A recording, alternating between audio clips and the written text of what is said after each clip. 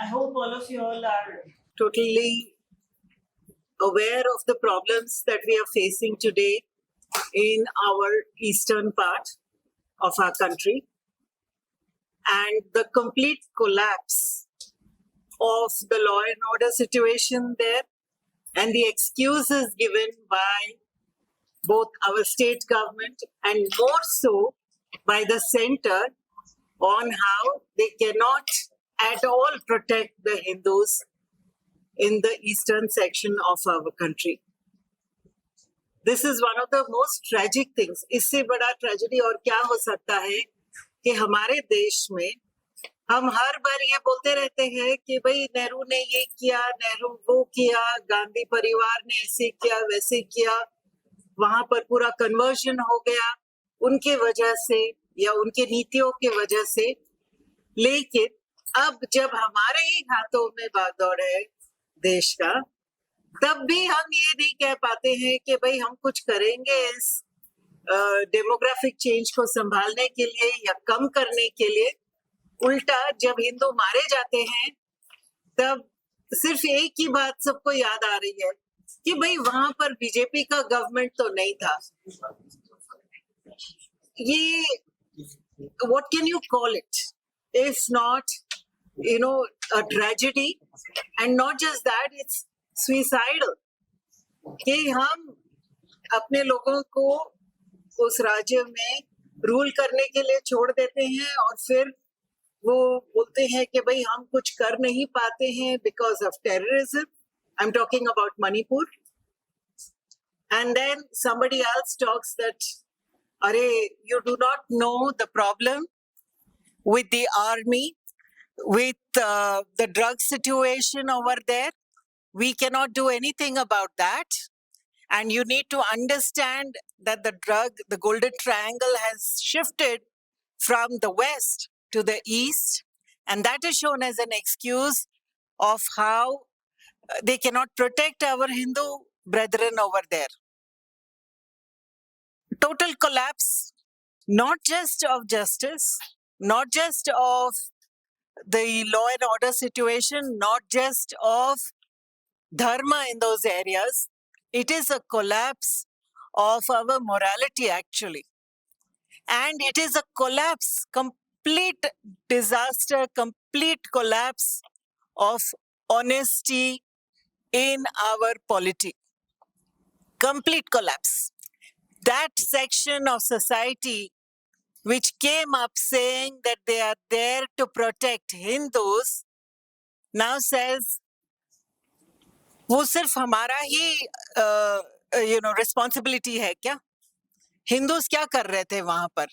क्यों वो उनको वोट दे रहे हैं? Utter trashy thinking just to suck the blood and vote of Hindus and then allow bloodletting by others in the name of politics. I'm very sorry to use such strong words, but this is the fact of today. And right now, I would like to call upon two people who have been documenting the collapse of society over there, the collapse of Hindu society over there, especially on Twitter. One is Shri Amit Maliji, and the other is Shri Vladimir Adityanath ji. Please come and do let us know exactly what is happening over there and how Hindus have been taken for a ride over there. Amit ji, आप आएंगे? Situation इतना बुरा है कि बात करने से पहले, कैमरा के सामने बात करने से पहले 10 बार सोचना पड़ रहा है। आप सोच सकते हैं कि क्या हालत होगा वहां पर एंड क्यों इतना झिझक हो रहा है हमको कैमरा के सामने आने में। I also invite Dr. Shilpi Tiwari ji to moderate this session. Do listen in carefully and shed some tears too. धन्यवाद रितु जी, रितु राठौड़ जी, धन्यवाद नागेश्वर राव जी, मधु जी, संदीप जी और रति जी अच्छा कार्यक्रम ये ऑर्गेनाइज किया है और ये बहुत प्रसन्नता का विषय है कि इस कार्यक्रम में देश के कोने कोने से प्रबुद्धजन आए हैं जो कि हिंदू हितैषी हैं, हिंदू चिंतित है और इंडिपेंडेंट वॉइस है। वो किसी से जुड़े हुए या बंधे हुए नहीं, जुड़ा हुआ होना तो अच्छा रहता है लेकिन आज की तारीख में वो चीज बंधन में परिणित हो चुकी है कि अगर किसी संस्था से जुड़ गए हैं तो उससे बंध जाते हैं, उसी की विचारधारा के अनुसार आप हर कार्य करते हैं, बोलते हैं। तो आप सबका जितने भी महानुभाव पधारे हैं देश के अलग अलग हिस्सों से, दिल्ली से, तो आप सबका बहुत बहुत धन्यवाद और साधुवाद। जो इस सत्र का मुख्य प्रयोजन रहेगा वो ये है कि हिंदुओं के ऊपर जो आपदा, ये वास्तव में एक आपदा का काल है और वो शुरू हो चुका है। और ये कब शुरू हुआ है? जबकि हमारे पास ये 11वां सो कॉल्ड हिंदूवादी राज्य राष्ट्र की सरकार दिल्ली में स्थापित हुई है और देश के लगभग 70% भूभाग पे उनका राज्य है, 80% जनसंख्या पे उनका राज्य है और देश का अधिकांश धन उसी संस्था, उसी ऑर्गेनाइजेशन, उसी सरकार के द्वारा कंट्रोल किया जा रहा है। तब ये स्थिति है कि भारत में हिंदुओं पे इतने अत्याचार न सिर्फ हो रहे बल्कि वो अप्रत्याशित रूप से देश के कोने कोने हिस्सों में बढ़ गए हैं। कोई बोल रहा है हम तुम्हारे ऊपर मूत देंगे, तुम क्या कर लोगे? कोई बोल रहा है हमारे देवी देवताओं को काट देंगे, बांध देंगे, मार देंगे, क्या कर लोगे? तुम कहाँ थे जब वो तोड़े जा रहे थे? तो ये स्थिति है और आम जनता का तो खैर कोई वो ही नहीं है। नागेश्वर राव जी ने पूछा, हम लोगों के इंगित किया कि इसका स्रोत क्या है, तो स्रोत तो दिमाग से ही उपजा है। कॉन्स्टिट्यूशन एक स्रोत है, एक एजुकेशन स्रोत है। सिस्टम में कॉन्स्टिट्यूशन काम कर रहा है, जनता के बीच में मीडिया में वो एजुकेशन काम कर रहा है। एजुकेशन, मीडिया, फिल्म, पढ़ाई लिखाई हर तरह से है। तो कॉन्स्टिट्यूशन में आगे क्या बदलाव होना चाहिए उस सब पे हम लोग आगे चर्चा करेंगे, लेकिन आज की स्थिति में हम शुरू करते हैं कि देश के विभिन्न हिस्सों में जिस प्रकार से भूचाल आया है, चाहे वो मणिपुर हो, चाहे वो मुर्शिदाबाद हो, मालदा हो, चाहे वो उत्तराखंड हो, जम्मू कश्मीर हो, और दूर क्या जाए, हम लोग नूह क्यों भूल जाते हैं और दिल्ली की क्यों नहीं बात करते हैं? केंद्र में दिल्ली है, दिल्ली में उत्तर पूर्वी दिल्ली है, ओखला भी है, हर जगह है, हिमाचल है, हर जगह ये चीज उत्पात शुरू हो गई है और उसमें कोई लगाम नहीं है। हम हर क्षेत्र को कवर करने लगेंगे तो बहुत लंबा सत्र हो जाएगा, उसके लिए अलग अलग समय पे हम लोगों को समय देना पड़ेगा। लेकिन आज हम शुरू करते हैं जो एकदम ज्वलंत कांड हुए अभी पूर्वी भारत में। एक मणिपुर में 2 साल से चल रहा है और अभी बंगाल में शुरू हुआ है, मुर्शिदाबाद लगभग 75% इस्लामी जनसंख्या का क्षेत्र है। बंगाल के मध्य में एकदम लगभग है, गंगा नदी के दक्षिण में स्थित है और वो बांग्लादेश से सटा हुआ है। ये एक तरह से इस्लामिक जिहादियों का गढ़ है बंगाल में। इतनी अधिक जनसंख्या पूरे भारत में शायद मालप्पुरम को छोड़ के और कहीं नहीं है, और कश्मीर में। तो हमारे पास 2 योद्धा आए हैं जो कि न सिर्फ वहां एक्टिव थे अभी दंगों के दौरान, उन्होंने हिंदुओं की सहायता की है और वो अपना टेक देंगे, कैसे हुआ, क्या हुआ, उसका क्या आगे प्लान ऑफ एक्शन हम लोगों की तरफ से होना चाहिए। साथ में उत्तर पूर्वी भारत पे व्लादिमीर आदित्यनाथ बनर्जी ये अपना कवर करेंगे और अमित जी जो कि दक्षिण बंगाल से आते हैं, ये मुर्शिदाबाद और बंगाल क्षेत्र कवर करेंगे। तो let's start now. We'll start with Amit, आप शुरू करें। आप बताएं कि बंगाल में क्या हुआ, क्यों हुआ, हम लोगों की तरफ से क्या होना चाहिए, आपने क्या किया, और आगे इस प्रकार की पुनरावृत्ति न हो उसके लिए हम लोगों को क्या क्या कदम उठाने चाहिए। जो घटना हुआ है मुर्शिदाबाद के बेतबोना गांव में और पास की एक गांव है जाफराबाद, ये दोनों गांव में मतलब हिंदू बहुल गांव है। दोनों गांव में हिंदू ज्यादा रहते हैं और हिंदू बहुत छोटे मोटे काम करते हैं। किसी के घर में मजदूरी करना, बीड़ी का काम, जो बीड़ी होता है ना, जो बीड़ी बनाने का काम, वही काम करते हैं हिंदू। तो उस दिन पूरा एक प्लान की तरीके मतलब प्लान करके ही ये सब किया गया है। जो आप जब नेशनल हाईवे 12 से जाएंगे नॉर्थ बंगाल की तरफ से, साउथ बंगाल से नॉर्थ बंगाल की तरफ, तो एक जगह पड़ती है साजुर मोड़ नाम का। तो फिर वाकफ के नाम पे वहीं पे बहुत बवाल चल रहा था। इलेक्ट्रिक पोस्ट को तोड़ के रोड के ऊपर दे देना, पुलिस को आने से रोकना, ये सब वहां पे हो रहा था। वहां पे वाहन जलाना, फिर ये सब काम कर हो रहे थे। सारा पुलिस वहां पे ही बिजी था। तब उस समय चलते चलते एक भीड़ आते हैं 5-6 हजार लोगों का, वो बेतबोना और जाफराबाद में अटैक कर देता है और अटैक करके पूरा एक एक गांव में जलाना शुरू करता है। एक के बाद एक घर जलाना शुरू करता है। मतलब उनकी लोगों से जो सुना हूं मैंने, मतलब एक घर जलाया, उसके बाद आगे बढ़ गया। और जब इस्लामिस्ट गैंग का कुछ लोग घर जला रहे थे, तोड़ रहे थे, और कुछ लोग लगे थे हिंदुओं के घर से गाय बकरी ये सब जो था उसको चोरी करने में लगा था। क्योंकि उस गांव में हिंदुओं का एक मतलब मेन सोर्स ऑफ इनकम गाय था, गाय से दूध बेचना। क्योंकि जाफराबाद जो विलेज है वहाँ पे एक बहुत ज्यादा घोष कम्युनिटी रहता है। जो घोष कम्युनिटी मतलब सेम कास्ट के लोग को नॉर्थ इंडिया में जादव कम्युनिटी जिसको बोलते हैं, उसको वहाँ पे घोष बोलते हैं। टाइटल उसका घोष है और उसको ग्वाला बोलते हैं लोकल भाषा में। तो सब लोगों से घर से गाय चुराने की कोशिश करते हैं और गाय चुरा भी लेते हैं। तो ये जब लेके जा रहे थे कुछ अर्थात जिन्हें ओबीसी कहा जाता है, और ओबीसीओं में भी जो पुरोधा माने जाते हैं ओबीसी की लीडरशिप का जिन्होंने ठेका ले रखा है उत्तर भारत में, उन्हीं के सजातीय लोगों पे हमला हुआ। तब ये लोग गाय खोल के ले जा रहे थे। लेकिन सब 12-13 साल की 14 साल की जो सब मुस्लिम लड़के थे, वो क्या हाथ में सब छोरा लेके आए थे। जितने भी हिंदुओं की बहू बेटी थी, जिनकी गले में हाथ में सोने का कुछ गहने था, सबको मतलब गले में छुरी लगाया। दो ही बात बोले कि तुम्हारा सोने के गहना खोल के दे दो, या तो तुम गैंगरेप हो जाओ।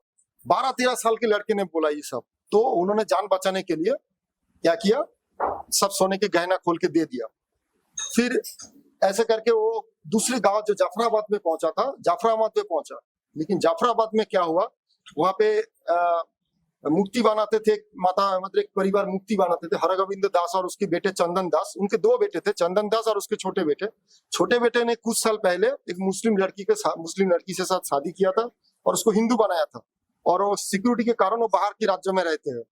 तो पहले काम उन्होंने क्या किया, उसकी घर में गया और उसको जैसे काउ स्लॉटर करते उसको दोनों बाप बेटे को मार दिया। क्योंकि वो मूर्ति बनाने का भी काम करते हैं उस गांव में। वो दोनों गांव में एक ही आदमी मूर्ति बनाने के काम करते, पूजा जो होती है तो वो वही काम करती थी। तो उसको पूरा उसको मर्डर किया। फिर उसके बाद आगे बढ़ा घोष मार्केट में। लेकिन वहां पर जो घोष कम्युनिटी के जो लोग थे, बेतबोना गांव में कम थे घोष कम्युनिटी, जादव कम्युनिटी के लोग, लेकिन दूसरे गांव में जाफराबाद गांव में कम ज्यादा संख्या में थे। तो उन लोगों ने उनको रेजिस्टेंस किया पूरा उनकी तरीके से, छात से पत्थर गिराया, छात से पेट्रोल गिराया। फिर उन्होंने वापस लौट गया। लौट जाने के बाद वो बेतबोना गांव से होकर ही धुलियन मार्केट में आते हैं। तो बेतबोना गांव से वापस लौटने के समय धुलियन मार्केट भी उन लोगों ने हिंदुओं के घर चुन के अटैक किया। तो मैंने जब गया देखा कि हिंदुओं के घर में दोनों घर मतलब एक ही एरिया में, रास्ते पे बगल में हिंदुओं के घर, मुस्लिम के घर, हिंदू के घर ऐसे है। लेकिन हिंदुओं के घर के दीवारों में काला जो ब्लैक पिंक से मार्क किया हुआ था।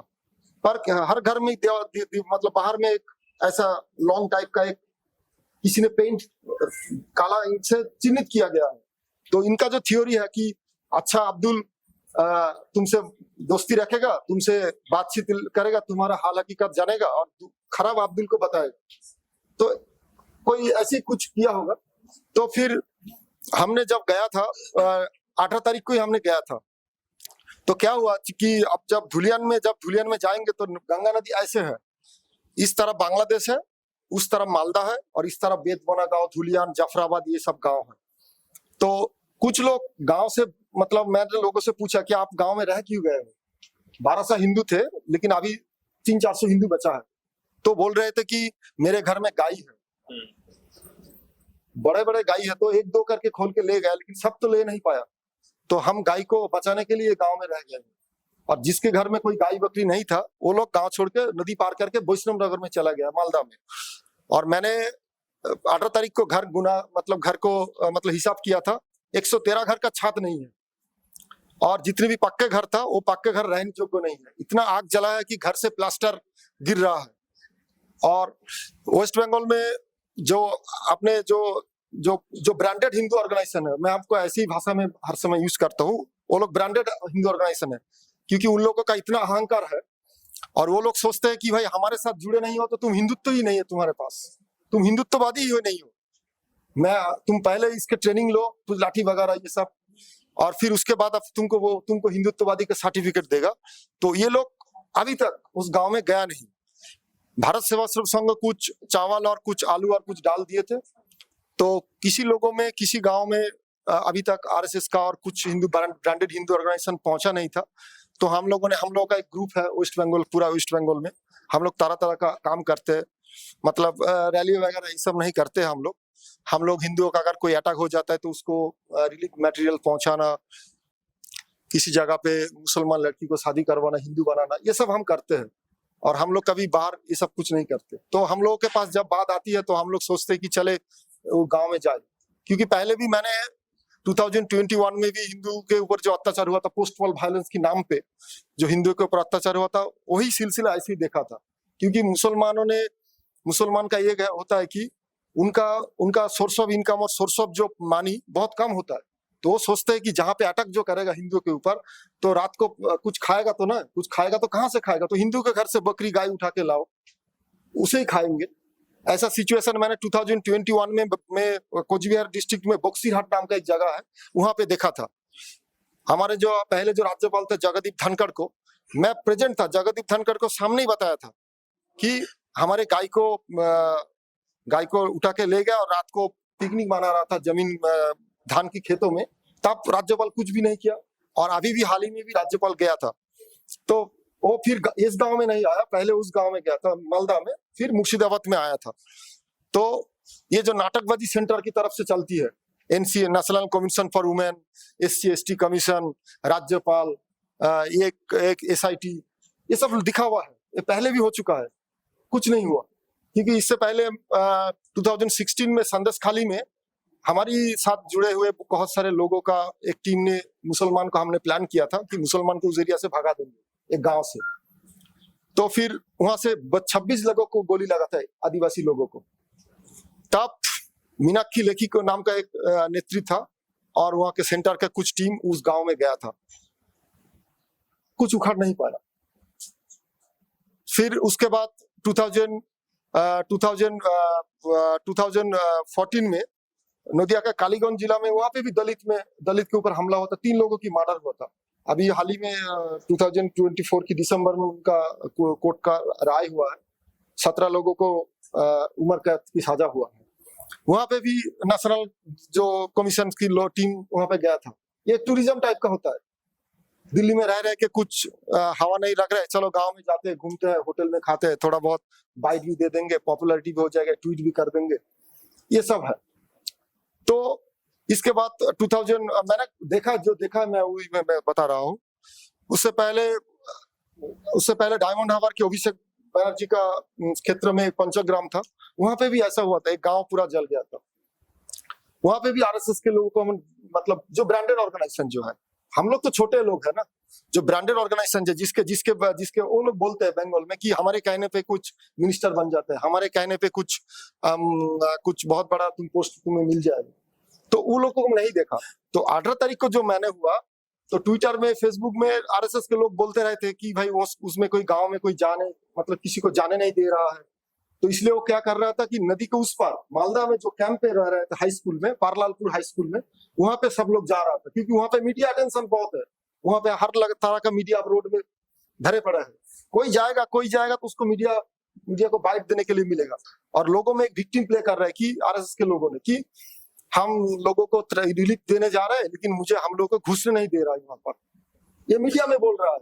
लेकिन एक्चुअल में जो लोग गांव में रह गया है, वो उसको 2 दिन से खाना नहीं मिला, इसके बारे में कोई बात नहीं। तो हम लोग सोचा कि हम जाएंगे, तो हमने गाड़ी में पूरा रिलीफ मटेरियल लोड किया एक मैटाडोर में, और फिर हमने गाड़ी से आने शुरू किया। फिर हम लोगों को धुलियान में रोका, पुलिस बोले कि क्या ले जा रहे हो तुम, मतलब ये सब रिलीफ खाने चीज का सामान ले जा रहा, अंदर जाएंगे।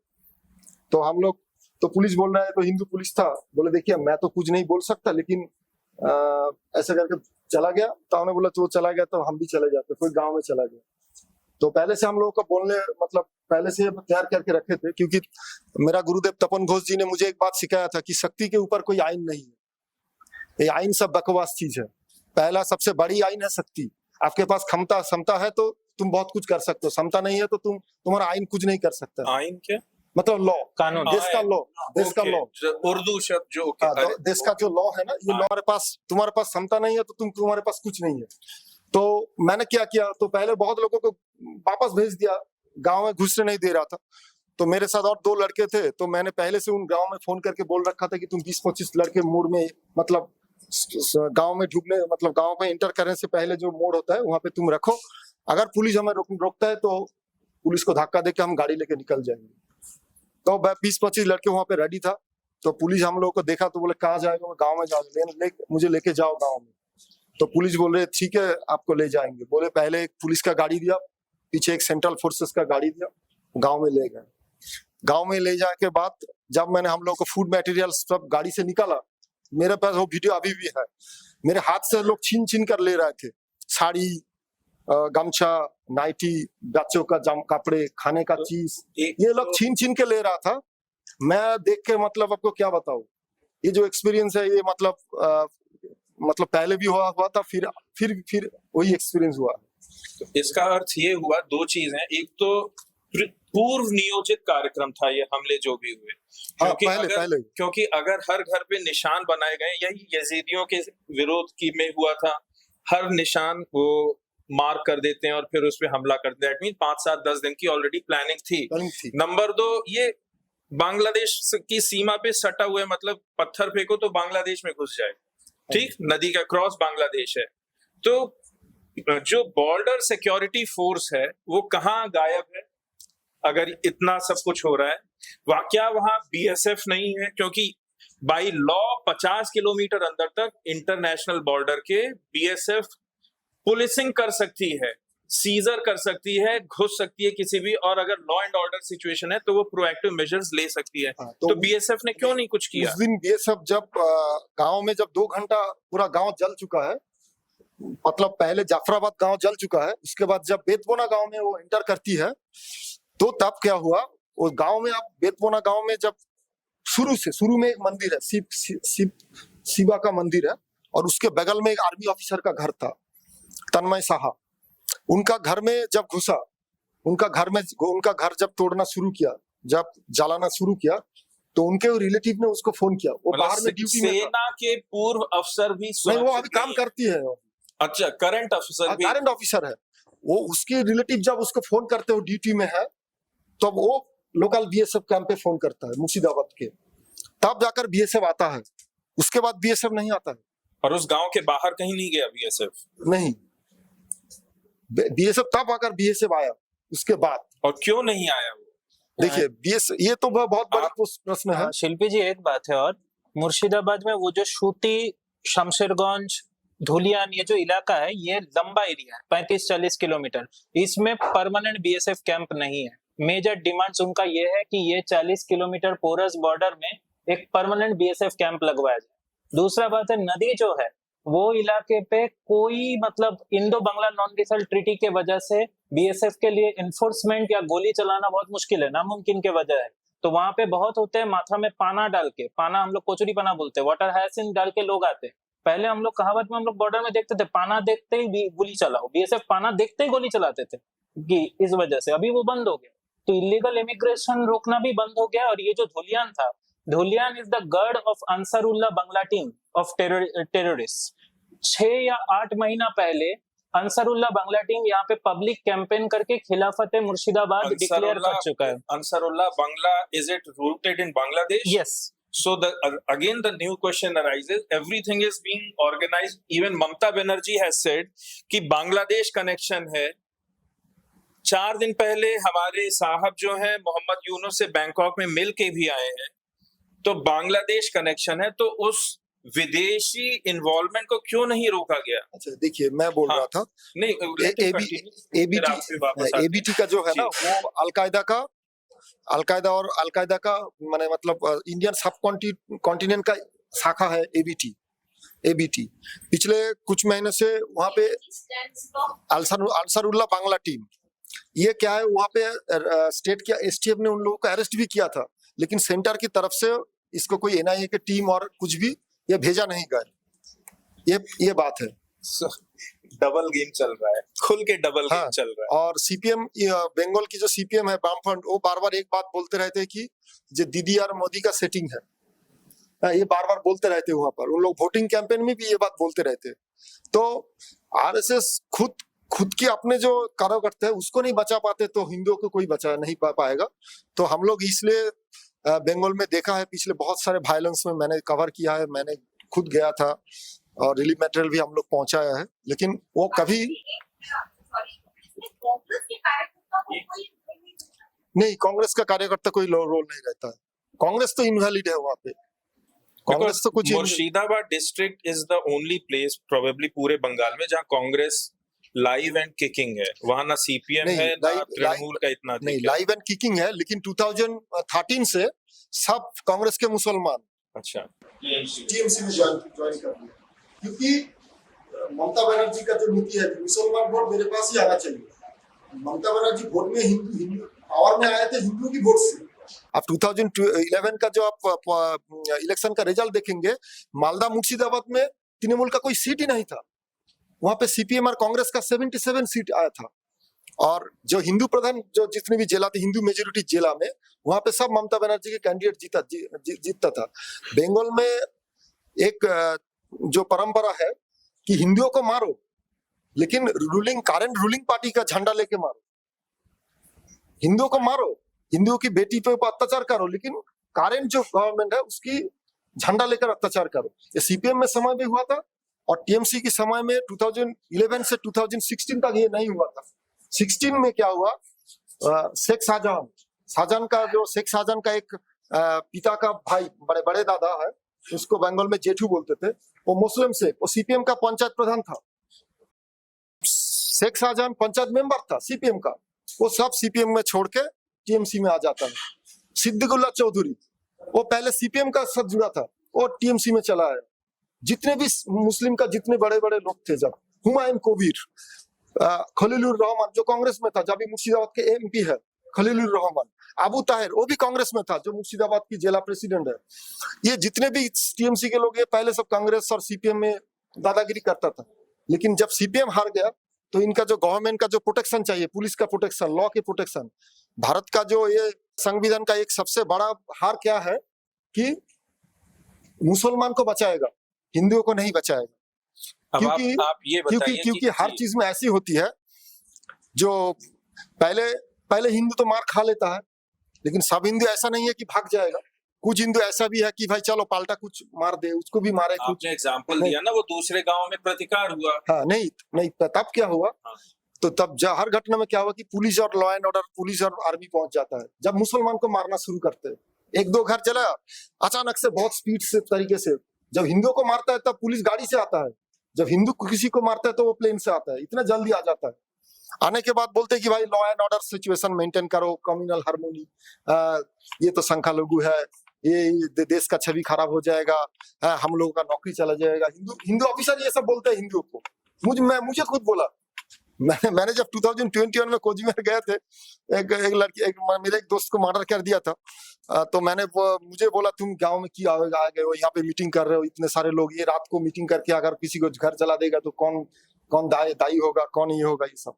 मतलब तो अब ये बताइए कि आपका ऑर्गेनाइजेशन वहाँ क्या करता है और हम लोग कैसे उसमें कंट्रीब्यूट कर सकते हैं, बिकॉज हम लोगों को उनको रिलीफ भी देनी है, और आगे किस प्रकार से हिंदू सुरक्षा वहाँ हो सकता है।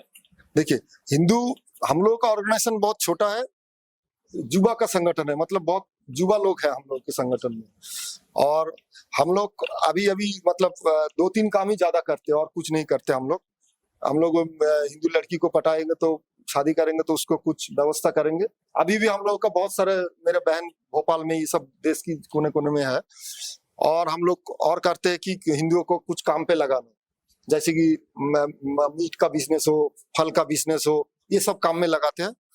और हिंदुओं के ऊपर कोई अटैक हो जाए तो उसको लीगल हेल्प देना, उसको रिलीफ पहुंचाना, और किसी जगह पे और भी कुछ काम करते हैं, लेकिन वो बोल नहीं सकते। ठीक है।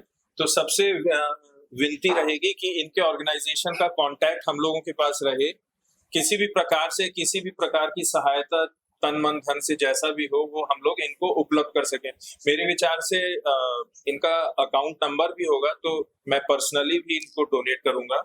सबसे मैं रिक्वेस्ट करूंगा कुछ जो भी हम लोग कर सकें आज इस मीटिंग में कुछ इनके समर्थन में दे सकें। अच्छा, और एक चीज मैं जो पहले बोला थे कि मीटिंग का जो विषय था तो उसके मैंने एक लिस्ट बनाया था जी 2001 में दक्षिण चौबीस परगना जिला के एक बासंती नाम का एक जगह है, वहाँ पे अभी हिंदुओं का ऑर्गेनाइजेशन बहुत स्ट्रांग है। वहाँ पे एक अंसार नाम का एक गुंडा था, वो हिंदुओं को हर बीघा जमीन प्रति कुछ लेता था। मतलब हिंदू 1 बीघा जमीन में खेती करेगा तो उसका कुछ परसेंटेज देना पड़ेगा। और ये कौन से डिस्ट्रिक्ट में? दक्षिण चौबीस परगना की डिस्ट्रिक्ट में। और हिंदू के बेटी का शादी तैयार हो गया तो उसको घर में पहले भेजना पड़ेगा। अच्छा, ये सब था। गाय का आपका गाय दूध देना शुरू करे तो गाय को पहला दूध उसको देकर आना पड़ेगा, ऐसा सिचुएशन था। तो वहाँ पे आरएसएस का काम बहुत जोर से चलता था। 2001 में आरएसएस का काम जोर से चल रहा था। क्या क्या काम? वो जो सुबह जाना, पथ संचलन, सुबह जाना, कुछ व्यायाम, कुछ अभ्यास करना, लाठी वगैरह घुमाना, ये सब काम चल रहा था। नहीं अभी भी 1-1.5 महीना पहले आपने देखा होगा कि हजारों कई स्वयं सेवक पथ संचलन लेके बंगाल में कई जगह उन्होंने फोटो डाली। वर्धमान में हाँ, वो सब गायब हैं इस समय, ऑन ग्राउंड गायब हैं। हजार संख्या नहीं है, 50,000 नहीं। वर्धमान में जो Just a show of people is not enough. It should be a show of people working towards a particular goal. ये जो गोल है सिर्फ पथ संचलन का, सिर्फ एक डेस्टिनेशन से दूसरा डेस्टिनेशन जाना, उसका तो कुछ फायदा नहीं होगा। It is cosmetic, Exactly. Cosmetic हो गया है और उससे उनको ये फायदा होता है कि हम ही हैं, हम बड़े विराट हैं। अभी मोहन भागवत ने बड़ी गर्वोक्ति से कहा था कि सेना तो 3 दिन लगाएगी मोबिलाइज होने में, हम तो कुछ ही घंटों में 1.5 लाख तो जाने कितने करोड़ स्वयंसेवक रोड पे उतार सकते हैं, ये क्षमता है। हाँ, लेकिन वो क्षमता जो है वो चर्च क्लीन करने के लिए या मॉस्क स्वीप करने के लिए तक अगर सीमित रखते हैं ये तो उसका आपने फायदा नहीं हुआ ना। बड़ी दुखती रग पे मेरे रख दिया है। जब मुर्शिदाबाद में दंगा हो रहा था, काशी में जो एक काशी मॉस्क- के विधायक जो जी। हैं, उसी दिन बिंदु माधव मंदिर को तोड़ के जो आलमगीरी मस्जिद बनाई गई है गंगा तट के ऊपर, बहुत विशाल मस्जिद है और इट इज लाइक मतलब वो देखने में जो स्काई का जो सिलहूट है उसमें वो अपने आप को दिखाती है, उसमें वो झाड़ू लगा रहे थे। तो मुर्शिदाबाद में हुआ तो ये तुरंत मोबिलाइज होके इस तरह से लोग काम कर लिए। हाँ, तो मैं जो जी। बोल रहा था तो वहाँ पे खूब जोर शोर का काम चल रहा था। तो एक दिन शेख अंसार और उसके गैंग ने वो 4 आरएसएस कार्यकर्ता को मर्डर कर देती है। उसके बाद अशोक सिंघल और आरएसएस के जितने भी बड़े लीडर थे उस गांव में गया था, लेकिन हिंदुओं को बचा नहीं पाया वहां से। उसके बाद त्रिपुरा के धलाई से 4, जब बीजेपी का सरकार था सेंट्रल में, अटल बिहारी वाजपेयी प्राइम मिनिस्टर थे, तब त्रिपुरा के धलाई से 4 आरएसएस कार्यकर्ता को मतलब एब्डक्शन किया था, उनको बांग्लादेश में ले गया था। फिर अभी तक उन लोगों का पता नहीं चला वो क्या हुआ उन लोगों का। उन लोगों के एक जो उनमें से एक जगह एक संघ सेवक की दादा से मेरा मुलाकात हुआ था बहुत बाद में। उनके घर में तब वो बोला था कि आरएसएस के कुछ लोग आए थे और आडवाणी के नाम करके 1 लाख रुपया दे गया था, मतलब क्या बोले उसको, मुआवजा। तो इसके बाद पोस्टल वायलेंस के समय में भी पोस्टल वायलेंस की आरएसएस के लोगों को कोई नहीं देखा।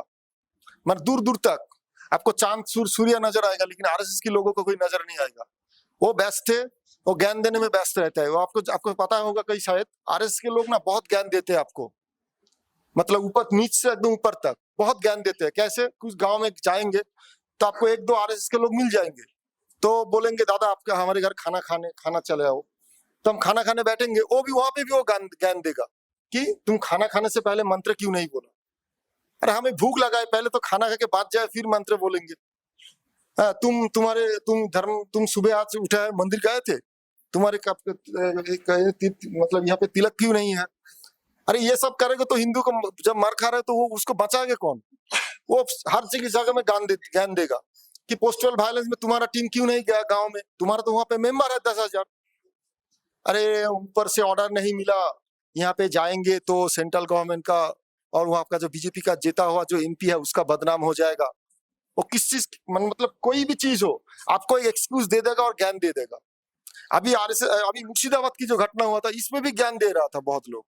हाँ, यहाँ पे भी बहुत लोग ज्ञान दे रहा था, बोल रहा था कि अरे हम लोगों का तो नेता लोग गए हैं। कौन सा नेता? ना बीजेपी का नेता। अरे बीजेपी का नेता गया तो तुम क्या कर रहे हो? तुम तो पूरा साल बोलते रहे तो पूरा मतलब इनका एक टाइम फ्रेम है, 5 साल में 4.5 साल 4.5 साल बोलेगा कि हिंदुओं का एकता चाहिए, हिंदुओं को बचाना है, ये सब है। ठीक 4.5 साल हो जाएगा, बाकी 6 महीने वो वोट कलेक्शन में लग जाता है, बीजेपी का वोट कलेक्शन में लग जाता है। बीजेपी का जिताओगे, हाँ मोदी अवतार है, बीजेपी को जिताओ, सब समस्या का समाधान हो जाएगा। तो लोग जिताए भी है, बीजेपी को जिताए भी है, ऐसा नहीं है कि बीजेपी को वोट नहीं दिया बंगाल के लोगों ने। अभी हाल ही में एक घटना बोलते हैं 3-4 दिन की बात है, मैं रहता हूँ दक्षिण 24 परगना में, मतलब भारत का एकदम अंत में, मेरे घर के आसपास ही गंगा सागर होता है, वो बे ऑफ बंगाल है। मैं शादी किया हूँ नॉर्थ बंगाल में, एकदम बांग्लादेश बॉर्डर के पास शीतलकुची में मेरे ससुराल की गांव में एक फार्मर को बांग्लादेशी ने उठा के ले गया, है ना, बांग्लादेशी ने उठा के ले गया। क्यों उठा ले गया ना, वो जो वायर फेंसिंग है, वायर फेंसिंग के उस तरह वो खेती करने गया था। भारत में क्या है कि आपको हम पहले ही बोला है, सिस्टम ऐसी ही है, वो ये एक वर्ड में बार बार यूज नहीं करूंगा, सिस्टम ऐसी ही है, क्योंकि जो वायर फेंसिंग है, वायर फेंसिंग के उस तरफ भारत की जमीन है और बहुत सारे लोगों को जमीन रह गया है। तो क्या करते हो कि बीएसएफ को आधार कार्ड, वोटर कार्ड ये सब जमा करके उस तरफ खेती करने जाते हैं। तो एक बांग्लादेशियों ने उसको उठा के ले चला गया, अभी तक वापस लेकर नहीं आ पाया भारत सरकार में, क्योंकि उस तरफ बांग्लादेशियों ने वायर फेंसिंग भी नहीं दिया जैसे स्मगलिंग कर सके। इसीलिए है बीएसएफ के कमांडर को आप बोलो कि अरे भाई तुम तो इस तरफ वायर फेंसिंग दिए, उस तरफ क्यों नहीं दिए? उनका एक्सक्यूज है वो गरीब देश है, उनके पास फेंसिंग देने की पैसा नहीं है। बांग्लादेश गरीब देश है तो उसके पास वायर देने की फेंसिंग नहीं है। तो हम अपने देश को सुरक्षित करने के लिए कुछ ऐसे बनाया है, लेकिन जो जमीन उस तरफ रह गया है, जिस लोगों को 10 बीघा 20 बीघा जमीन बॉर्डर की उस तरफ रह गया है, उसके लिए मुआवजा दो। उसके 3 फसली जमीन में एक बार फसली कर सकता है, वो खेती कर सकता है, और 2 बार नहीं कर सकता क्योंकि चोरी हो जाता है। ये भी नहीं कर सकते तुम।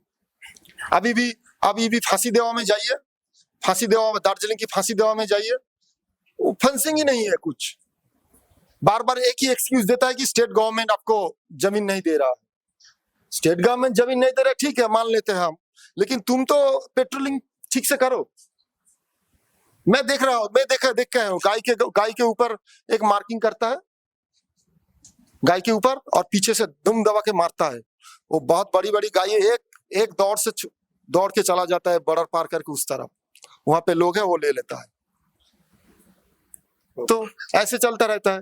और अभी आप देखिएगा जो रिसेंटली जो पथ संचलन की आप जो बात रहे थे, एक साथ लाठी लेकर एक साथ जाना, ये सब जाना है, इन लोगों का एक भ्रम में जीता है ये लोग कि हम देश को हिंदू राष्ट्र बनाएंगे और देश ये अखंड भारत बनाएंगे। किसको लेकर बनाओगे? हिंदू तो नहीं बचेगा ना। तो इसलिए हिंदू नहीं बचेगा, इसलिए इन लोगों ने एक थ्योरी लाया है, हिंदू अगर नहीं बचेगा लेकिन तो हिंदू राष्ट्र बनाएंगे, लेकिन मुसलमान के साथ तो बनाएंगे, तो इसलिए उसका डीएनए भी सेम है। हाँ, फिर हिंदू, ये तो बात हो गया ना। हिंदू राष्ट्र और उसकी अवधारणा पे हम लोग फिर से चर्चा करेंगे। नहीं, चर्चा तो करेंगे आप, लेकिन इसको पता चलेगा कि क्या उसकी गहराई है इनके हिंदू राष्ट्र की अवधारणा की। शिल्पी जी, अब इससे एक सवाल है, सोशल मीडिया में अपनी कुछ दिनों से मैंने पढ़ा है कि टीएमसी के जो हिंदू नेता है उनको मुसलमान मान रहे हैं, इसमें कितनी सच्चाई है? सच्चाई है। तो क्या टीएमसी में हिंदू रह के क्या करें? देखिए, अभी टीएमसी में जो पश्चिम बंगाल में जो व्यापार वो मार खाएगा मुसलमान का, फिर भी वो टीएमसी में ही रहेगा, क्योंकि टीएमसी का एक लोकल बॉडी का अगर एक पोस्ट मिल जाएगा ना, उसको इतना पैसे कमाने का मौका मिलेगा वो उसमें से उससे वो बहू बेटी चला जाए और कुछ भी चला जाए उसको कोई मालूम नहीं, उसका कोई फर्क नहीं पड़ता, क्योंकि इतना पैसे कमाने का अवसर है। अभी हाँ, और एक बात मैं बोलना भूल गया था, टीएमसी का एक ही ममता का भी नंबर आएगा जो कॉन्फ्लिक्ट पैदा किया है। हाँ सही बात। और इसको ही मारेंगे। टीएमसी का जो एमएलए है वो मुर्शिदाबाद के नाम है बायरन विश्वास। वो बायरन विश्वास का उनका बीड़ी का काम है, वो बीड़ी फैक्ट्री का वो मालिक है। हाँ, तो उनका ही सब बंदा ने किया था। तो इसलिए हम लोग का एक नेक्स्ट प्रोग्राम जो है मुर्शिदाबाद के लिए, कि वहाँ पे जो लोग बीड़ी बनाते थे, मतलब घर की जो बहू बेटी होती है वो बीड़ी बनाने का काम करती है, 1000 बीड़ी बना के दोगे तो 205 रुपया मिलेगा आपको, मतलब जो उनका वेजेस जो है। तो वो करते हैं, एक मुसलमान जो बीड़ी ब्रांड है, बायरन विश्वास टीएमसी का एमएलए है, उनका ही ब्रांड है। तो हम लोग ने बात किया है कि हिंदू जितने भी बीड़ी बनाते हैं उनको लेकर हम भी एक बीड़ी का ब्रांड लॉन्च करेंगे और उसको काम को आगे बढ़ाएंगे उन लोगों का। चलिए, तो बंगाल के बारे में हम लोगों ने क्वेश्चन आंसर्स हम लोग बाद में कर ले, प्लीज प्लीज प्लीज, वो सब आप लोग लिख लीजिए, वो एक साथ फिर हम लोग कर लेंगे, नहीं तो ये सत्र डिरेल हो सकता है हम लोग अगर क्योंकि अभी हम लोगों को व्लादिमीर का भी उत्तर पूर्व और उसके बाद हम लोग सब क्वेश्चन आंसर करेंगे। तो बंगाल की हम लोगों ने बात की, अब हम लोग बंगाल के थोड़ा और पूर्व में जाते हैं, असम, मणिपुर, मेघालय, त्रिपुरा की बात करते हैं, अरुणाचल की बात करते हैं, नागालैंड की बात करते हैं। मणिपुर में पिछले 1.5-2 साल से कंटिन्यूअस वायलेंस हो रहा है, वहां हिंदुओं की एथनिक क्लींजिंग हुई है, डिफैक्टो क्रिश्चियन स्टेट का ऑन ग्राउंड बना दिया गया है, और आज की तारीख में फिर प्रेसिडेंट्स रूल अब फॉर्मली उन्होंने लागू कर दिया है। मणिपुर में ये सब क्यों हुआ, आगे क्या होना है, उसके बारे में रिक बनर्जी ने बहुत रिसर्च किया है, बहुत काम किया, वहां के एक्टिविस्ट से बहुत मिले हैं, बात की है। तो रिक, आप बताइए कि मणिपुर का क्या स्थिति है, वहां क्यों हुआ ये सब और आगे क्या होने वाला है, व्हाट डू यू एक्सपेक्ट, आगे क्या होगा?